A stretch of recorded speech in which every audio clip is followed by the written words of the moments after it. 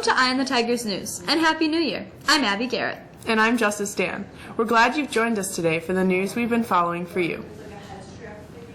President Barack Obama is making good on his pledge to politicize gun violence.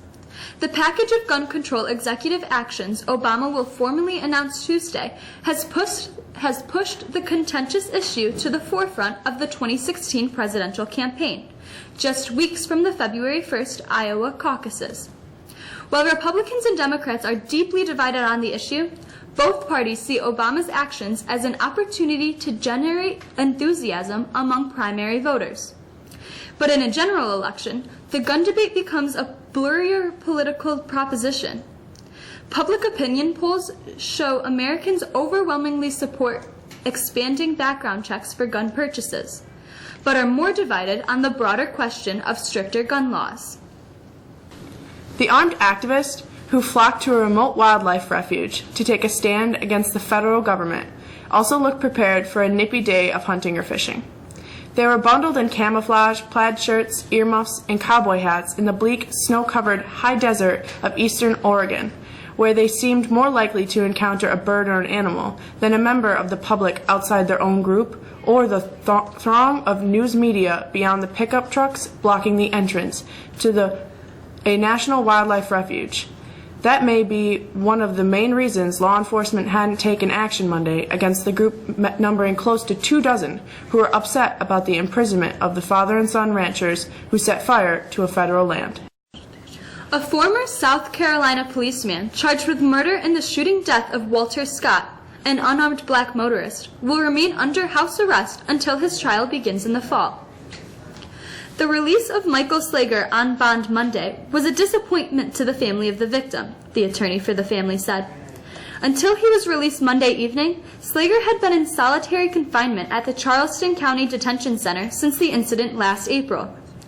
Slager will have to remain at an undisclosed location in South Carolina and must have no contact with the victim's family. A strong storm was forecast for Northern California, prompting officials to issue flash flood watches for several rural areas hit by last year's wildfires. El Niño storms lined up over the Pacific started soaking California with light rain on Monday, but a series of stronger systems are expected to arrive starting Tuesday, forecasters said. At least 2 more storms are expected to follow on Wednesday and Thursday, possibly bringing as much as 3 inches of rain.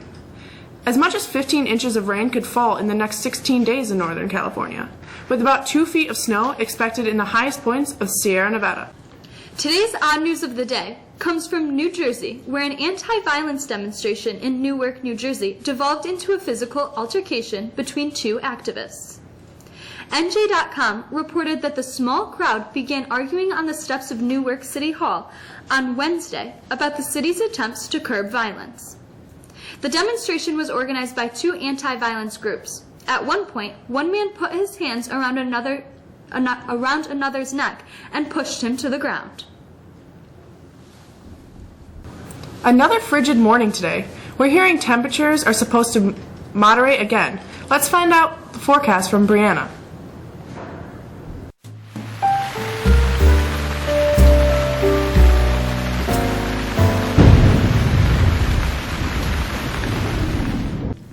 With wind chills at or below 0 this morning, it's hard to remember that we were just in mid-40s just a week ago.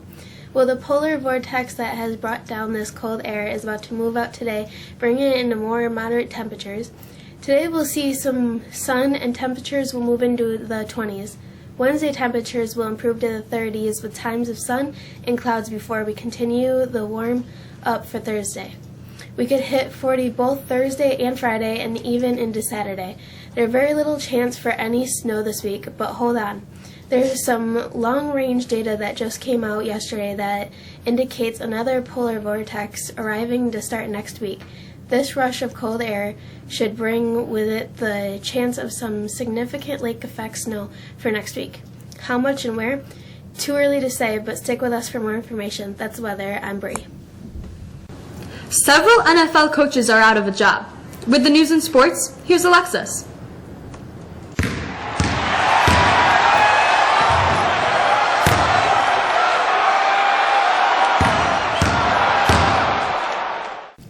The New York Giants are looking for a new head coach as two-time Super Bowl winning coach Tom Coughlin resigned yesterday after the team failed to make the playoffs for the fourth consecutive year. Plagued by injuries and a porous defense late in games, the Giants finished 6-10. The Cleveland Browns and Philadelphia Eagles are also in search of a new coach, and reports are that the Dolphins are as well. Early reports have suggested former SU and Buffalo Bills head coach Doug Marrone will interview for the position with all three teams. Another report has Marrone interested in the Eagles' job. Speaking of the NFL, its playoff season and the schedule was announced yesterday. Here's the lineup. Playoffs kick off on Saturday afternoon with the Houston Texans hosting the Kansas City Chiefs at 4:35 on ESPN.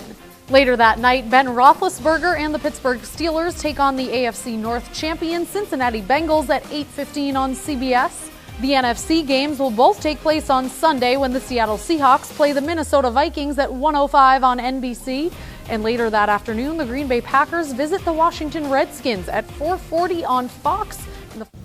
The SU Orange basketball team will try to right the ship tonight when it opens the home portion of its ACC schedule tonight against Clemson. Tip time is at 8 o'clock and can be seen on the ACC network on Channel 6 locally. Clemson, who comes in with an 8-6 overall record and 1-1 in conference, handed the Orange its first loss of the year 11 months ago, 66-53.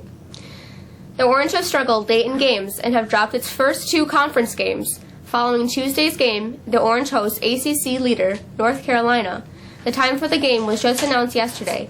It will tip off at 9 o'clock and can be seen on ESPN. That's it for sports. I'm Alexis. This week's calendar is highlighted by a return to league play tonight for both the girls and boys basketball teams. The boys travel to Cortland while the girls team hosts Cortland. The girls tip off around 7 p.m. On Wednesday, the wrestling team heads to JD, while the swimming and diving team hosts Pulaski on Friday. Also on Friday, the boys basketball hosts Whitesboro.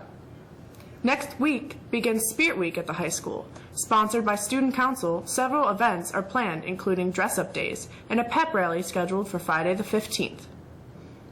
And finally, some bus change information from the district. Starting January 4th, there will be some bus changes at the middle school and high school, 2:45 and 3 o'clock bus run. There will no longer be Bus 60. Please make sure if your child rides Bus 60 to please check what their new bus will be. At the high school, new bus schedules will be posted by the gym and cafeteria entrances as well as by the vice principal's office.